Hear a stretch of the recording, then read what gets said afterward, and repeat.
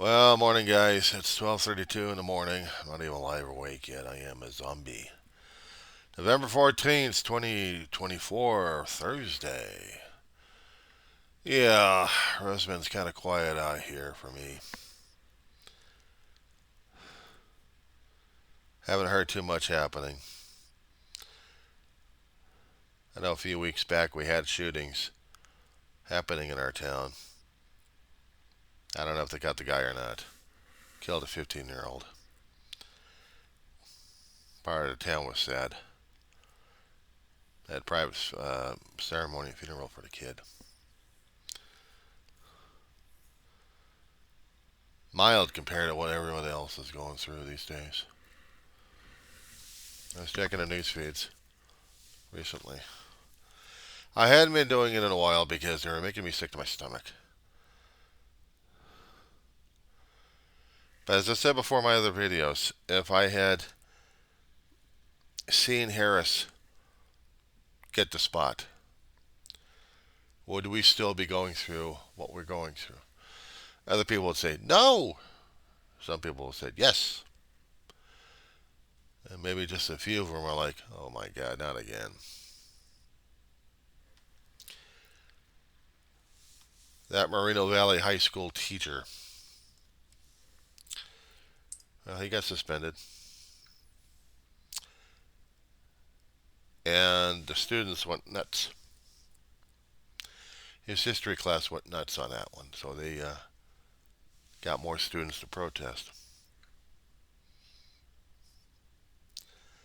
So there's no word they're going to be keeping the guy or not. All because he was engaging his own First Amendment rights. Problem is, in a school system, it's kind of suspended a bit. We didn't have this kind of situation back in the 80s, at least not that I recalled.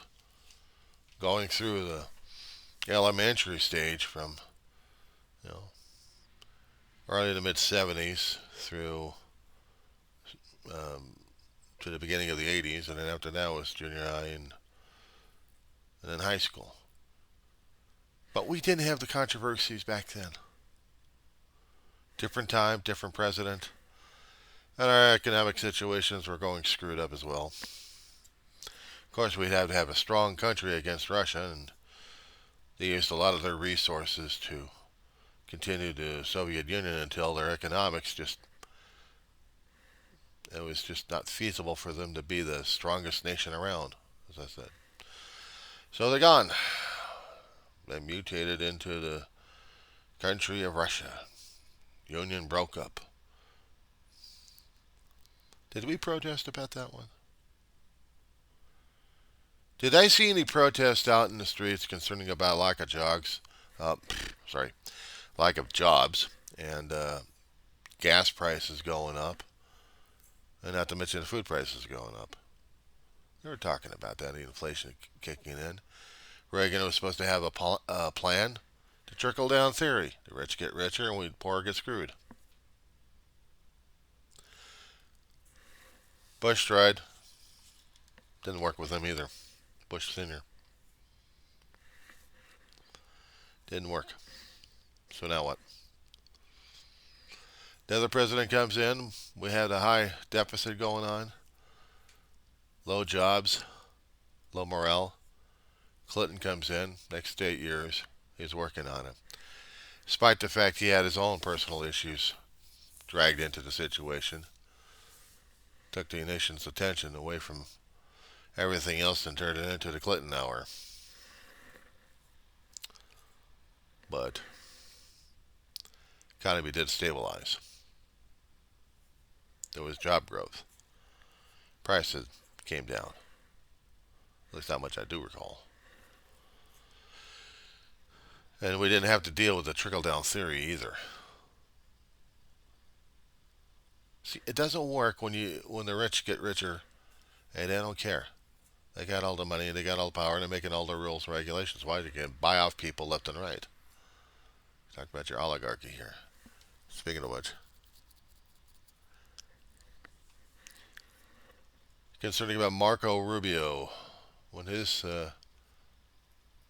or actually Matt Gaetz, one of those two, in Florida, losing a Senate seat by resigning. I think that was Gates. Marco Rubio is also selected under the Trump administration for a position. But once you get positions open in the state of Florida, then you got everyone else saying, I'll be good. I'll be a good senator. Ooh, I got the name of Trump. That's what scares the shit out of me. A Trump as a senator? Trump as a president? Are we talking about an aristocracy here? What kind of move for power is Lady Trump? Excuse me. Thank you. You're welcome. Chopping for the... Yeah, I'm still dealing with the damn bug war constantly here. So, things I'm checking haphazard here. I need to get a scorecard of what nominations they're trying to get into which particular positions, if they're going to be qualified, and none of them are qualified for it. This is all political ass kissing. This is all political ass kissing. And because we have a majority of Trumplicants in all three branches, next 40 or 50 years are going to be screwed over left and right. Maybe during that time I'll outlive them all, or maybe not. But this is what we've got right now. And this is what we have to deal with. And once more, I blame the voters. Oh, I know the Trumplicans want to look forward into the future. Yeah, with the prices going up because of the inflation situation, the market values adjusting like crazy. Oil prices, the government has no control over except probably to increase the flow or decrease pricing that we have, trying to destabilize whatever kind of energy prices we've got going. Is that going to help out the gas lines or not? Every year, at certain times of the year, we've got gas prices fluctuating in California. Now, we got processing centers over here. But what happens when they shut down? As they have been. Prices are going to go up. Summertime prices go up for the gas because of the summer blend. They'll change to the winter blend. Prices are supposed to go down. They hadn't really. Inflation of food prices. Well, do you blame the agricultural companies in charge of that one? Or is it actually environmental situations happening? Maybe a potential virus going through the birds right now, destabilizing the egg prices and poultry. So how's your price for your turkey coming? I know the price for the chicken is still stabilized barely, but it's still there, and so is the egg prices, but rose up a few cents here and there. I still like my eggs. I still like my chicken. And the thing is, I've been eating more and more chicken these days, not just because of the healthy, because I'm also looking about how to feed my dog.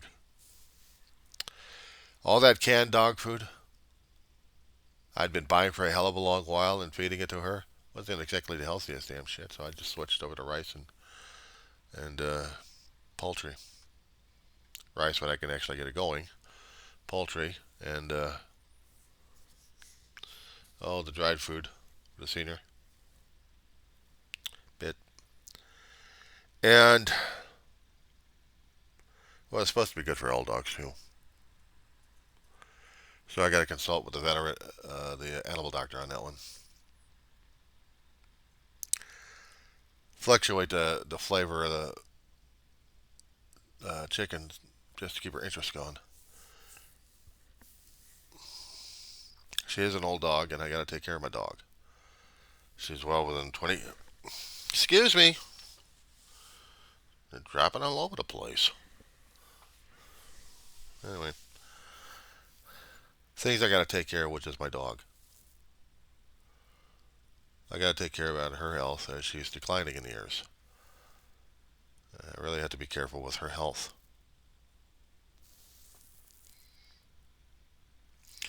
Those things I can control. I can't control politics. I can't control people's thought patterns or anything else. If they wanted to vote for an autocrat and voting away the U.S. Constitution, power of the Constitution does allow that. Just by having the people vote in a candidate who's going to be making the changes. And again, I blame the voters because their decision. I don't blame the candidates.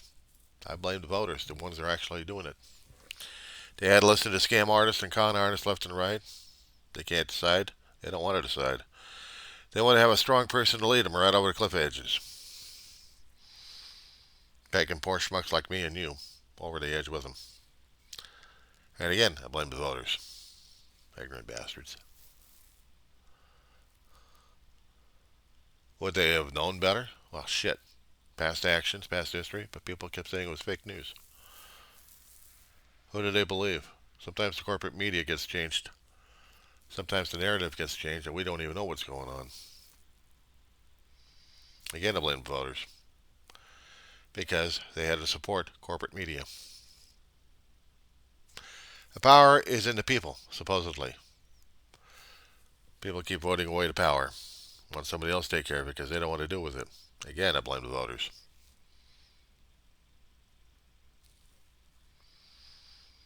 They want peace in the Middle East. They ain't doing shit. Again, the voters. Why? Let's see. Supporting the military by supporting air defense one way or another. Not making their objections noticed more and more. No planned protests, no rallies, no stressing, no jamming up politicians' phone lines left and right. No, they don't care. Quiet. Therefore, I blame the voters. They want a nice, happy, quiet life without government interference. Guess what? Got government interference. Why? Because I blame the voters. You'd call me elitist. Elitist my ass. Elitists think I'm more special than everybody else, and therefore I deserve more. No, I don't. I'm a 58-year-old fuck. I'm an old fart for a man. I'd seen a lot of changes happening in politics right now, getting uglier and uglier. And then when I was taking college courses in history, world history, U.S. history, California history, whatever kind of history I can learn, just to see what the hell was going on.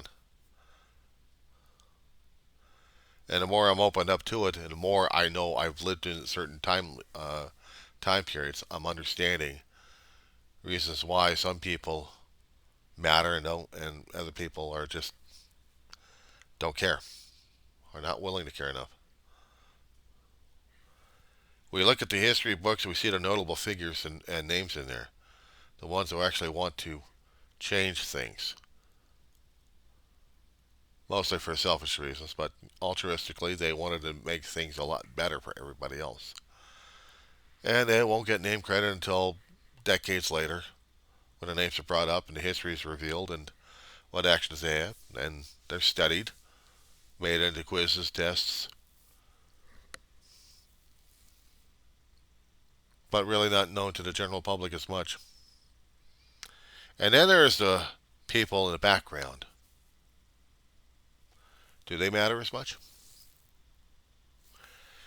Is one of them insignificant enough that they don't care? Or is one significant enough that they do matter, but somehow be insignificant? Arguments I wanted to raise up with my history professors. Just how significant one person who is not even on the radar could become a driving force down the road in history and not even realize it. Through actions, through words, through legends grown around them, maybe a bit of a mythos. Where they're trying to get the public, where they're trying to get the press, maybe, to make their causes known, and then they get taken off. They get to be known for a short time. They get their flame out there. The candle is lit, on a hillside for everybody to see what this person is trying to do. Then after that, candles put out, forgotten, drifted away. Hardest thing about taking history courses, especially when you're taking it about certain genres or sexes. Sometimes I'd have to argue with a professor, one way or form, one form or another, of how significant sometimes other people are in other people's lives, and you don't even realize it. But you're only worrying about the ones in textbooks. You're only worrying about the ones that got noticed in history, and that's about it. What about the ones that are not noticed in there? See, that's the thing. Some professors haven't even seen that one coming. They only worry about the ones that they can actually get the records on and look at the information. But the persons, how about the people who are not seeking it? They're just working their asses off left and right. Are they significant enough for history? Are they part of the process? The class I'm taking right now is Women in Politics. I've been doing it for about 3 to 4 months right now. So it's coming close to an end. I haven't been doing so well in it, just to let you know. Maybe my reports suck. Too long, too wordy. Quiz is not getting through enough, so I got one more shot at it. I may not have another chance of making this class up again. Systems won't allow it. Not enough occurrences, so I have to do what I got to do for this one. No more discussions. No more chats. No more hearing of the feedback. Just studying more of the quiz and working with the information that I got. I'd gotten used to in other classes when I'm doing reports is I have to pull in anything and everything I can to make a short report into a full-fledged novella if I had to, but make the argument, point it out. Sometimes the professors want the short term. They don't have time to deal with the long-ass arguments. It bores the hell out of them. Too much long reading. You got people out there who are storytellers, but they got to be concise enough in college and university. 3 to 5 page usually works. 10 page if you can get by, but you're putting in your argument there and making it more concise. 20 to 30 pages, you're stretching it. You're really stretching the professors. I did that once. Maybe one professor liked it, other professors didn't. I discovered that the hard way. But I can't stand it when I'm dealing with one particular topic, even though we're saying I'm taking a class of women in politics and I'm finishing it up. That why is it only the notable ones in the reports I'm looking at are more important than the ones who are not mentioned? But they're history. We made it history. They're in the history. They're. Yeah, I understand that. That it's up to the historians to make the bigger picture come to life. And we're supposed to be reporting on that one. But what about the personal histories? It's like, no, not personal history. This is not about your personal experience. We want women in history. I hate to tell you something, but sometimes people who are in your lives will make history one way or another, and you don't even realize it. Sometimes there's a chain of events happening that they are part of, that they are part of the history. You don't even realize that. I tried to make an argument about that one with one professor. Didn't do good because it's too personal. Should have been. My grandmother. Long time ago, my grandmother was part of the suffragette movement as a teenager. She was born in '03. I'll take it back. Yeah. Aunt May was born in '01. Grandma was born in '03, I think. This is 1903. My grandmother was a teenager. She lived under women's rights, trying to come alive. The 19th Amendment. Something that would knock their socks off. Being able to recognize that they can vote too. Women can. They can do anything. Empowered. But would the male dominated egomaniacs conservatives out there like it? No, not as much. So my grandmother had to fight him. My grandmother had to join it in a way. Be part of a process. My grandmother became a school teacher. But she had musical talent, and she formed her own band. From what folklore I was learning from my own family on this one, she wasn't gathering any fame at this point, but she was part of the process in there somewhere. They may not have heard about Claire Marshall's band.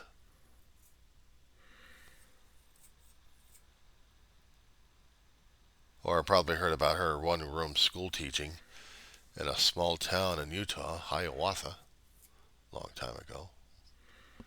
It used to be a U.S. mining territory, mining coal. Stories like that mean something. My grandmother raised people. She raised heroes. She raised boys who went over to World War II and came back alive in one piece. And another boy who fought in a war on a peninsula, came back a changed person, who yet had influence in the state of California in a trial that would land a nut job in jail, or actually into the death penalty. Part of the California history.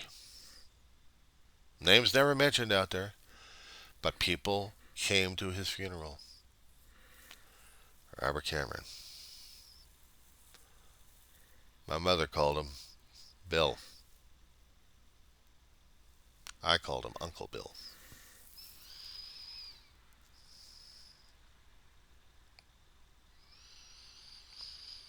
She raised a daughter who just did bookkeeping and income tax for her own business.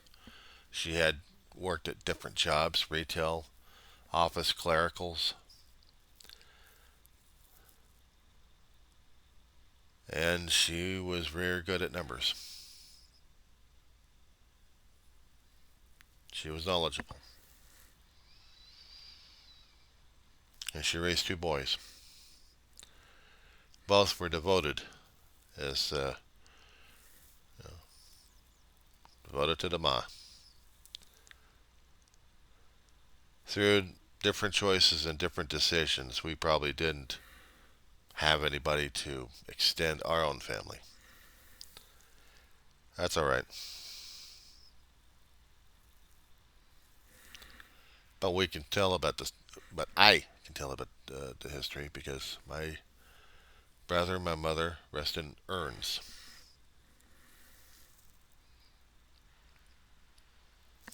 So I get to tell their story as best as I can.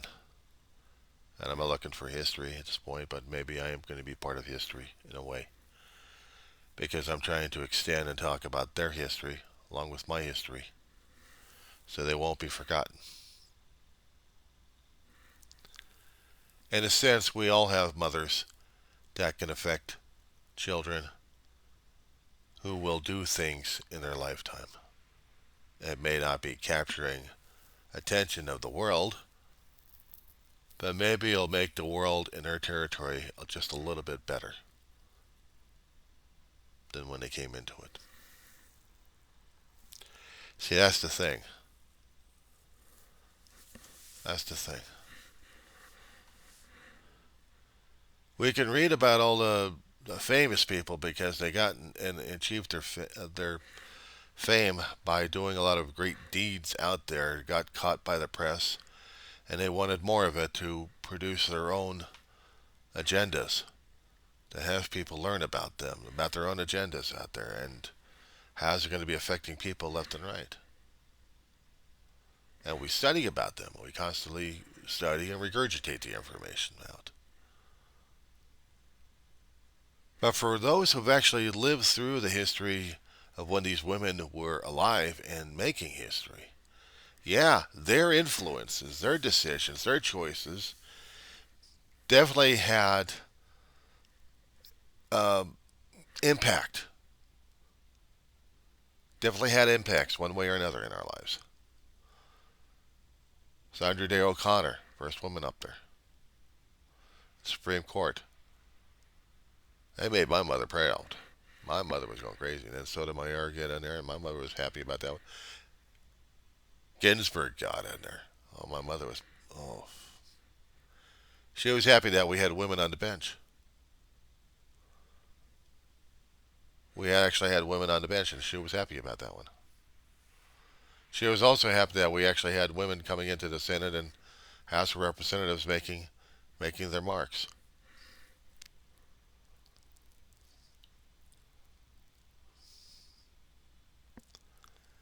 Sometimes it's the hidden heroes who don't plan on being the heroes, just doing what they're doing. Regular everyday things that are not captured by the press unless something else happens. And then something happens in their lives and they try to, they do what they're doing to react. Maybe the reactions are heroic, maybe the reactions are not heroic. But they are newsworthy. And they get to be having their 15 seconds of fame. And what if they continue on with that? Trying to make a better difference in their community. Maybe it's not about getting the names in the paper, so to speak, or on social media, but working in the background to have other people elevated. When they're saying about women in history, in my class we were talking about the notable big names, but not the lower ones, or elevating those up. The family, friends, that makes a difference.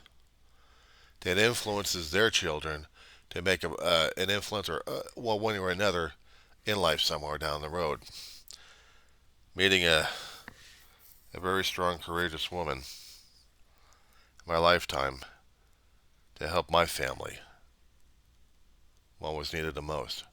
That made us part of history in there somewhere. And it was the night of the doctor's specialized strike when an accident happened to me and my brother. Ruined the car in the process, trying to move from one place to another place in San Fernando Valley. I talked about stories about this one. And we had a strong woman helped us out regarding the transportation of Ma from hospitals, trying to take care of her sons. On the night that we actually had to have the specialty doctors go on strike, 1976 in January. That was a fiasco.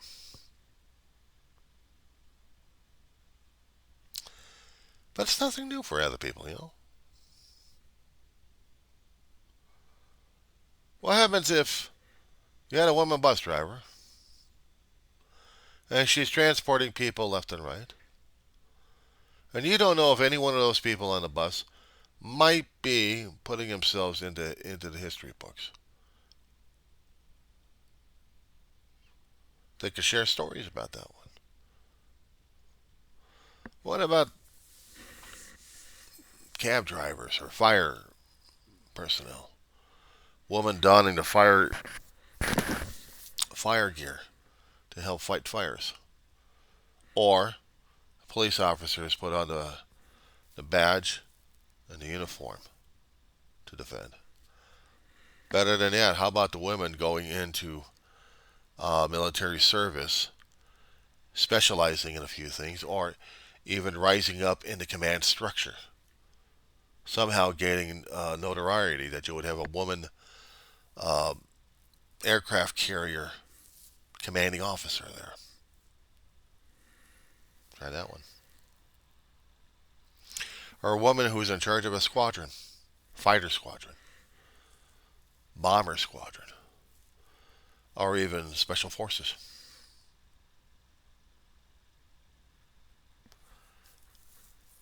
They didn't want their names to be published, but they're part of history now. What's wrong with that? I don't know. Mothers would raise us into things left and right. How about the most famous biblical mother ever? Did we ever talk more about Eve as in the opposite of Adam? Talking about the mother of the human race, so to speak? If we're going to be getting into biblical history here.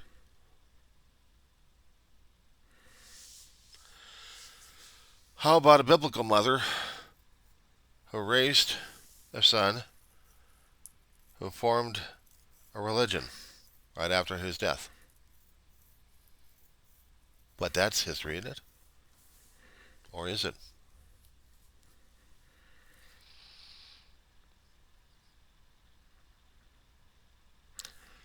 There's a lot of people who don't count as much. Even a little girl who is suffering through back in the 30s to 40s of a life hidden in an attic during a time of occupation. These days we read the book and we're amazed at what this little girl went through. She would be considered a young woman, a very, very young woman, giving her thoughts about what occupation was all about.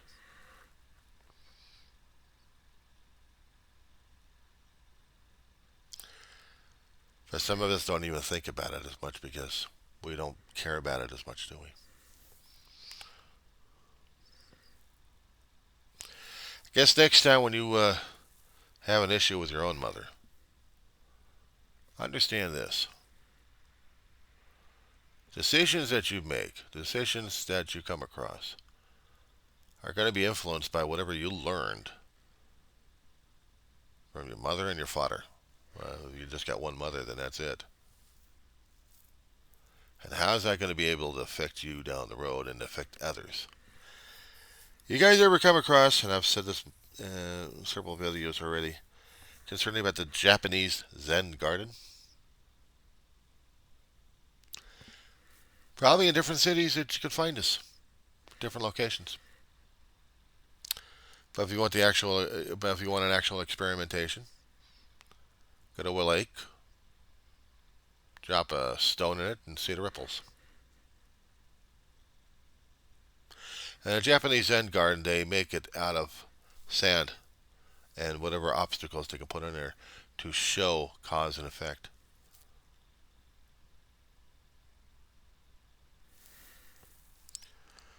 Am I going to be wanting history to want the name of John Cameron Weaver to be published out there? I don't know.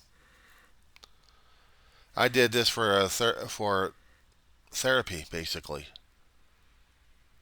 You lose family, like I have for all my life, it pretty much wrecked me out. And I'm still slowly but surely trying to recover from that. I get triggered from time to time, and I get influenced by a lot of things. I also keep hearing people losing people special to them, and it makes me very emotional about it. But I try to keep a clear head because I know that my actions will be affecting the future one way or another without being melodramatic about it. But just understanding and acknowledging it. That my actions, one way or another, my words will be affecting people left and right. But then again, I have to get up the high horse here and just deal with what I've got right now as it is. And not think about what the future is going to be thinking about me, if anything. My lines ended. My brother's lines ended. The line of Marianne is ended.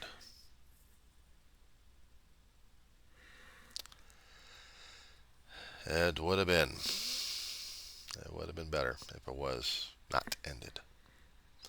But still, I have to deal with that one. Women in history?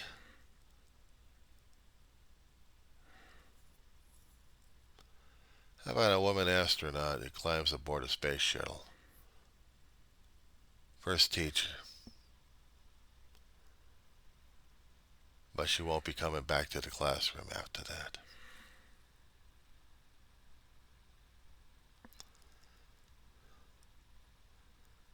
The space shuttle program, they allowed women to come in there finally. Support, even a pilot. We even had a few pilots who actually survived. The shuttle was still intact when it landed. One woman was part of an astronaut crew. Became particle pieces all over a state or two because of tragedy. But we got women still challenging space. They're still challenging space.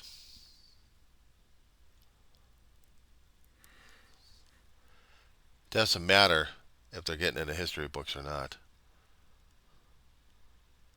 They're making their presence known one way or another.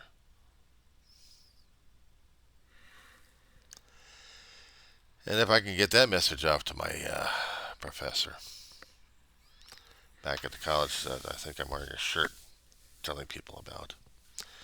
Lancaster, California, Antelope Valley College. It's an old shirt, but still works somewhat.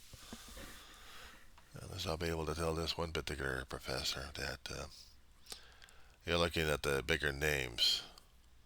That's the smaller names. See, in order to get that apex there that the history records, you keep forgetting the accomplishments down below built up. Try to tell people about this when it goes in one ear out the other ear. No wonder people have a problem concerning about advanced education. People are not listening as much.